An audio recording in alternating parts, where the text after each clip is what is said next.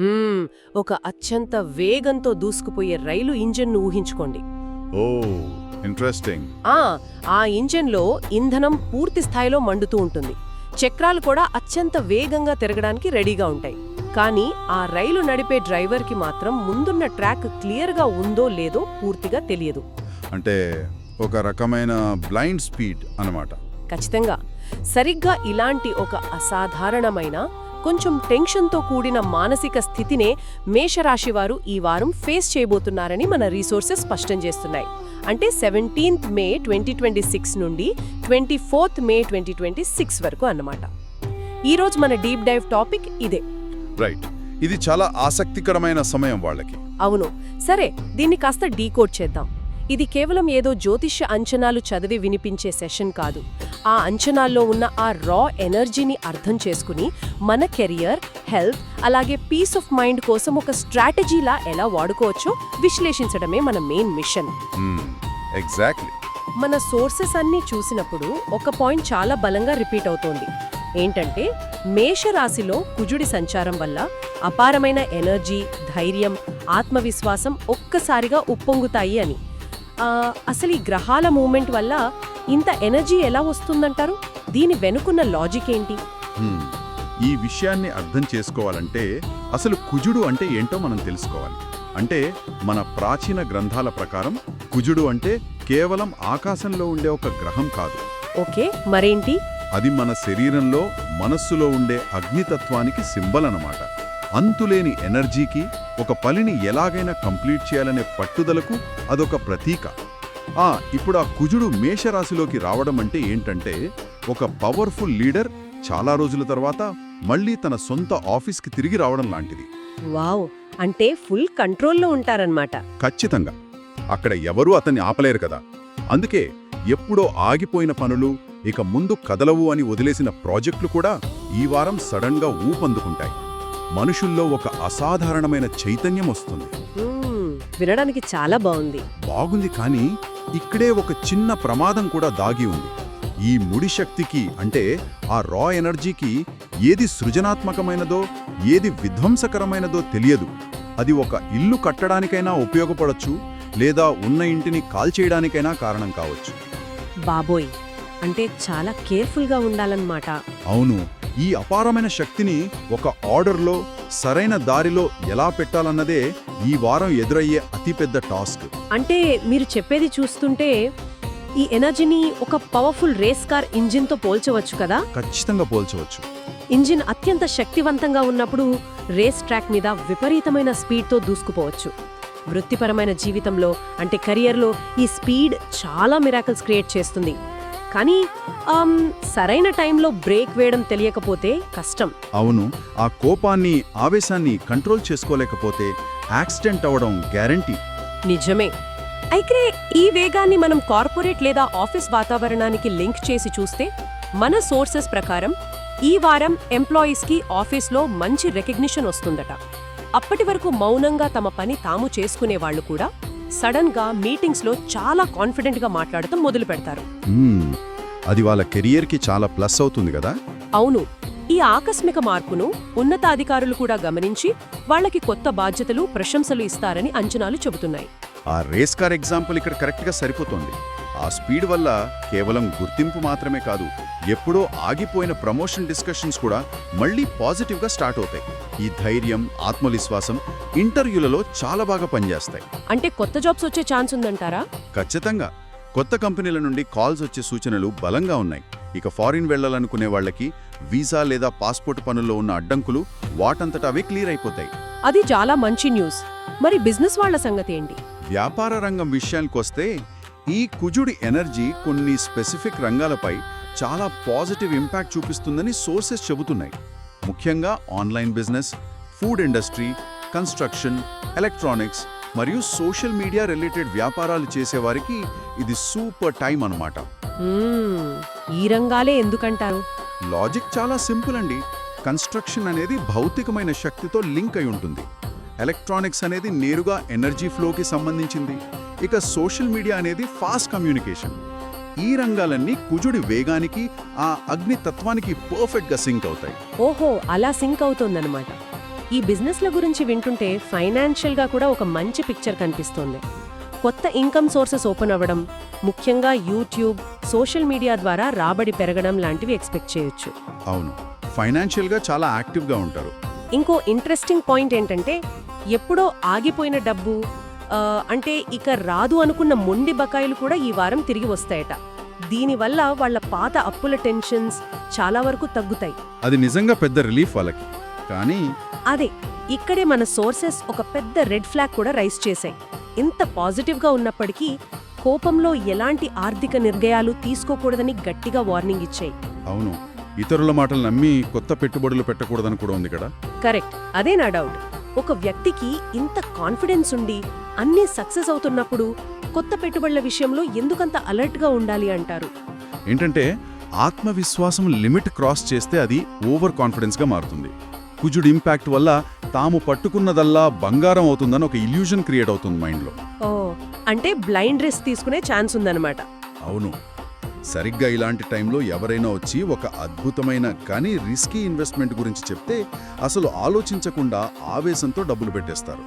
అందుకే పాత అప్పులు వసూలు చేసుకోవడానికి ఈ స్పీడ్ వాడాలి. కానీ కొత్తగా ఒకచోట డబ్బులు లాక్ చేయాలంటే మాత్రం కనీసం ఒక 48 గంటల పాటు వెయిట్ చేయడం బెస్ట్ స్ట్రాటజీ. Great strategy. ఇది వినడానికి చాలా లాజికల్గా ఉంది. అయితే ఈ రేస్ కార్ ఇంజన్ ఇంత ఫాస్ట్గా పరుగులు తీస్తున్నప్పుడు ఆ ఇంజన్ ఖచ్చితంగా వేడెక్కుతుంది కదా? అవును, వేడెక్కకుండా ఎలా ఉంటుంది? అదే ఈ ప్రొఫెషనల్ హీట్, ఈ థాట్స్ వల్ల వచ్చే స్ట్రెస్ మన ఫిజికల్ హెల్త్ పైన ఎలాంటి ఇంపాక్ట్ చూపిస్తుంది? ఎందుకంటే సోర్సెస్లో హెల్త్ గురించి చాలా సీరియస్ వార్నింగ్స్ ఉన్నాయి. వేడికి సంబంధించిన సమస్యలు రావడం, సడన్గా బీపీ పెరగడం లాంటివి. తలనొప్పి, విపరీతమైన అలసట కూడా వస్తాయని చెప్పారు కదా. అవును, ఈ మెంటల్ స్ట్రెస్ ఫిజికల్గా ఇలా ఎందుకు మారుతుందో కొంచెం డీకోడ్ చేస్తారా? తప్పకుండా. మన బాడీకి మైండ్కి మధ్య కనెక్షన్ చాలా స్ట్రాంగ్ కదా. జ్యోతిష్యపరంగా ఈ అగ్నితత్వం అనేది కేవలం ఆలోచనలకే పరిమితం కాదు. ఇది మన శరీరంలోని జీవక్రియలకు అంటే మెటబాలిజంకి, బ్లడ్ సర్క్యులేషన్కి కూడా రిలేట్ అయి ఉంటుంది. అంటే బాడీ టెంపరేచర్ మీద డైరెక్ట్ ఎఫెక్ట్ పడుతుందన్నమాట. అవును, మనం రెస్ట్ లేకుండా గంటల తరబడి పనిచేస్తూ దానికి తోడు ఈ ప్లానెటరీ ఎనర్జీ కూడా యాడ్ అయినప్పుడు బాడీ టెంపరేచర్ కంట్రోల్ సిస్టమ్ చాలా ఒత్తిడికి గురవుతుంది. బీపీ పెరగడం లేదా మైగ్రేన్ రావడం అనేది ఒక రకమైన అలారం సిస్టమ్ అనుకోవచ్చు. ఓహో, ఇంజిన్ పరిమితికి మించి వేడెక్కింది, కూలెంట్ కావాలి అని బాడీ మనకు సిగ్నల్ ఇస్తుందన్నమాట. ఎగ్జాక్ట్లీ. ఆ ఆవేశంలో బాడీని నెగ్లెక్ట్ చేస్తే అది మొత్తం సిస్టమ్ని బ్రేక్డౌన్ చేసేస్తుంది. బహుశా అందుకే కాబోలు ఈ వేడిని తగ్గించడానికి సోర్సెస్ కొన్ని ఇంట్రెస్టింగ్ టిప్స్ ఇచ్చాయి. వినడానికి చాలా బేసిక్ అనిపించినా ఈ సిచ్యువేషన్కి అవి పర్ఫెక్ట్గా మ్యాచ్ అవుతాయి. ఏంటవి? ఫస్ట్ది వాటర్ ఎక్కువగా తాగడం. ఇది డైరెక్ట్గా బాడీ టెంపరేచర్ని తగ్గించే కూలెంట్. సెకండ్ది మసాలా ఫుడ్ని పూర్తిగా తగ్గించేయడం. ఇది చాలా లాజికల్ కదా? ఖచ్చితంగా. బాడీలో అప్పటికే అగ్నితత్వం ఎక్కువ ఉన్నప్పుడు మసాలాలు తీసుకుంటే డైజెషన్ స్పీడ్ అయ్యి ఇంకా వేడి పెరుగుతుంది. థర్డ్ పాయింట్ ఏంటంటే మార్నింగ్ వాక్ అలవాటు చేసుకోవడం. ఫోర్త్ది కనీసం తగినంత నిద్రపోవడం. ఇందులో మార్నింగ్ వాక్ అనేది ఒక ఎక్సలెంట్ గ్రౌండింగ్ టెక్నిక్ అని చెప్పాలి. గ్రౌండింగ్ టెక్నిక్ అంటే బాడీలో విపరీతమైన ఎనర్జీ ఉన్నప్పుడు జిమ్కి వెళ్ళి హెవీ వర్కౌట్స్ చేయడం కంటే ఉదయం పూట చల్లని గాల్లో ప్రశాంతంగా నడవడం వల్ల మన నర్వస్ సిస్టమ్ బ్యాలెన్స్ అవుతుంది. ఓ, మేక్ సెన్స్. మరి నిద్ర విషయం అంటారా? రోజంతా మైండ్ఫుల్గా వాడిన తర్వాత ఆ టాక్సిన్స్ క్లియర్ అవ్వాలంటే నిద్ర మస్ట్ కదా? అవును, కరెక్ట్గా నిద్రపోతేనే నెక్స్ట్ డేకి ఆ ఎనర్జీని మళ్ళీ ప్రాపర్గా వాడుకోగలరు. వాతావరణం ఇంట్లో వాళ్ల మీద పడే ఛాన్స్ ఉంది కదా. ఇక్కడ వనరుల్లో ఒక పదం వాడారు, కుటుంబంలో మాటకు బరువు పెరుగుతుంది అని.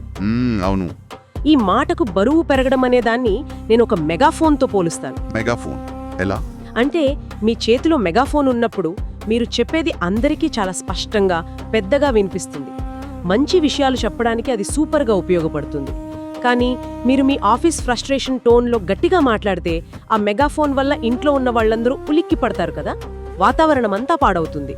దీన్ని ఎలా మేనేజ్ చేయాలి అంటారు? ఆ మెగాఫోన్ ఎగ్జాంపుల్ భలే ఇచ్చారు. డామినేషన్ పెరిగినప్పుడు సహజంగానే మనిషిలో ఒక రకమైన అహంకారం స్టార్ట్ అవుతుంది. తాము చెప్పిందే కరెక్ట్ అన్న మైండ్ సెట్ వచ్చేస్తుంది. అవును, ఎవరైనా ఎదురు చెప్తే తీసుకోలేరు. కరెక్ట్. ఆ అధికారానికి ఎప్పుడైతే మనం సహనం జోడించమో అది నియంతృత్వంగా మారిపోతుంది. అందుకే ఈ వారం చిన్న చిన్న మాటల వల్లే ఇంట్లో గొడవలొస్తాయని హెచ్చరించారు. కేర్ఫుల్గా ఉండాలి. కానీ అదే సమయంలో ఈ మెగాఫోన్ను పాజిటివ్గా వాడితే అద్భుతాలు జరుగుతాయి.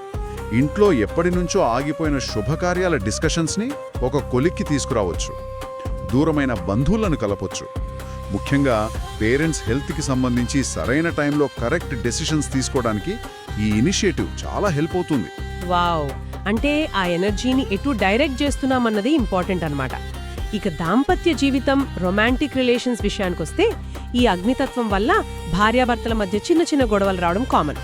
కానీ వాళ్ళ మధ్య ప్రేమ ఏమాత్రం తగ్గదని సోర్సెస్ గట్టిగా చెప్తున్నాయి. అది మంచి విషయం. కాస్త ఓపిక్గా కూర్చుని మాట్లాడుకుంటే సరిపోతుంది. అవును. ఇక్కడ నన్ను బాగా ఆకట్టుకున్న పాయింట్ ఒకటుంది. భార్యాభర్తలు కలిసి ప్రయాణాలు చేయడం, దేవాలయాలకు వెళ్లడం వల్ల బంధం ఎలా స్ట్రాంగ్ అవుతుందో వివరించారు. రొటీన్ లైఫ్ నుండి బ్రేక్ తీసుకోవడానికి ట్రావెల్ ఓకే, కానీ కలిసి గుడికి వెళ్లడం వెనుకున్న సైకాలజీ ఏంటంటారు? ఏంటంటే కలిసి ఒక పవిత్ర స్థలానికి వెళ్లడం అంటే దైనందిన జీవితంలో ఉండే ఆ ఈగోలను, డామినేషన్ని గుడి బయట వదిలేయడం. ఇద్దరూ కలిసి ఒక హయ్యర్ పవర్ ముందు తల వంచుతారు.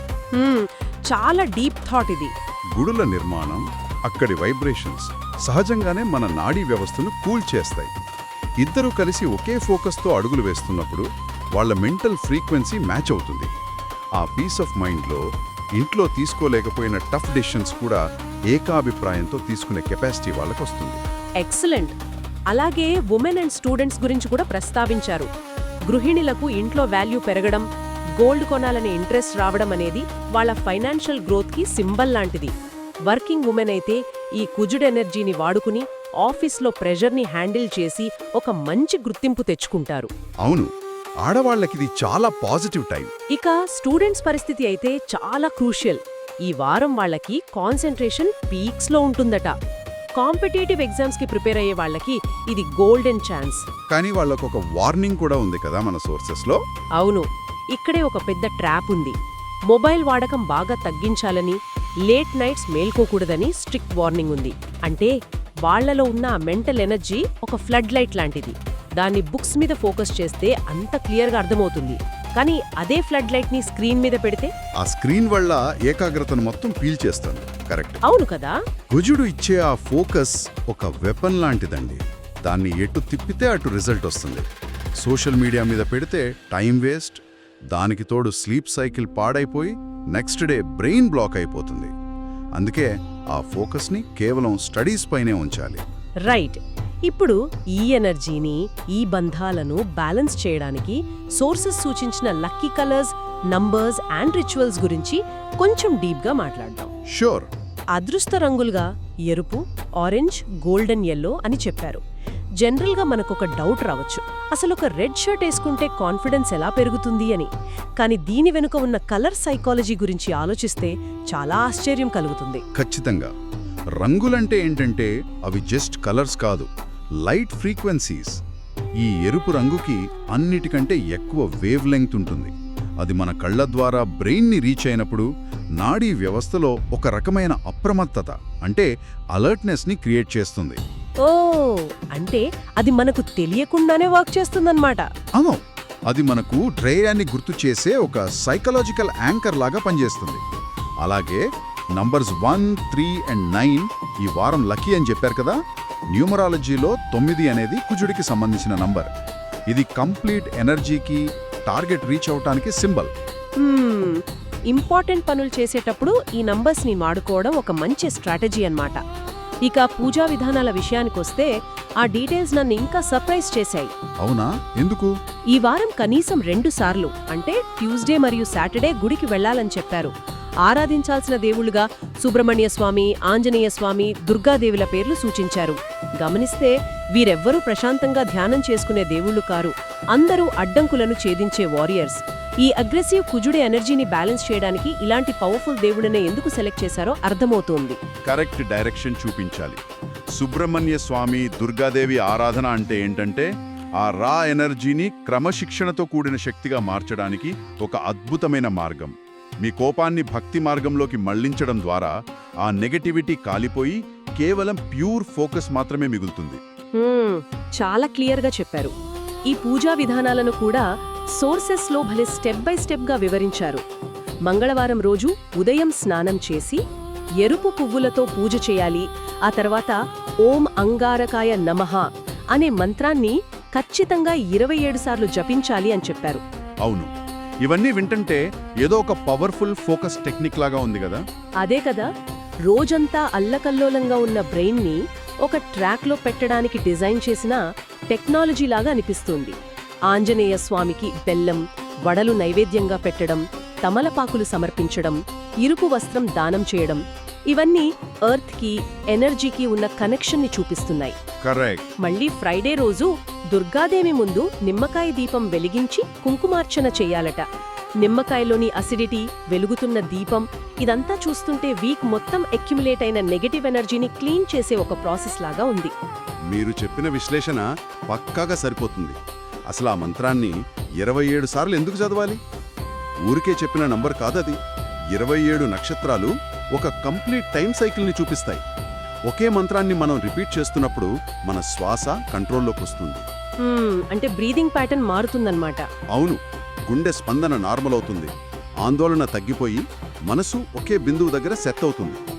ఇక శనివారం నాడు ఆంజనేయ స్వామి గుడికి వెళ్ళి 11 ప్రదక్షిణలు చేయడం, హనుమాన్ చాలీసా చదవడం లాంటివి చెప్పారు.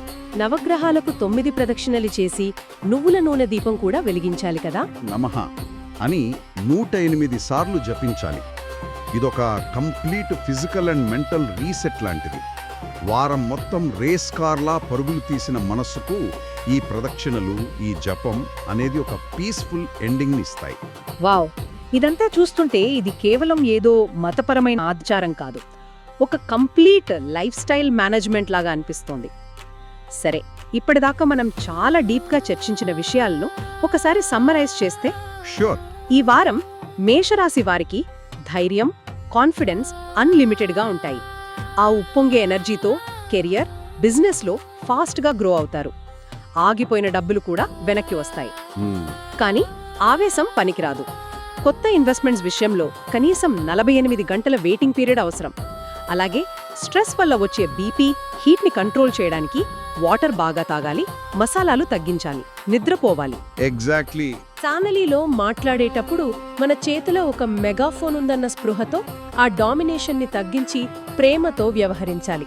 ఇలా ఈ అంచనాలను ఒక బ్లూ ప్రింట్ లాగా వాడుకుంటే ఈ వీక్ వాళ్ళకి అద్భుతమైన సక్సెస్ గ్యారంటీ కదా. 100% గ్యారంటీ. అయితే ఈ డీప్ డైవ్ని క్లోజ్ చేసే ముందు వినేవాళ్ల ఆలోచనలను రేకెత్తించే ఒక లోతైన ప్రశ్నను నేను అడగాలనుకుంటున్నాను. చెప్పండి.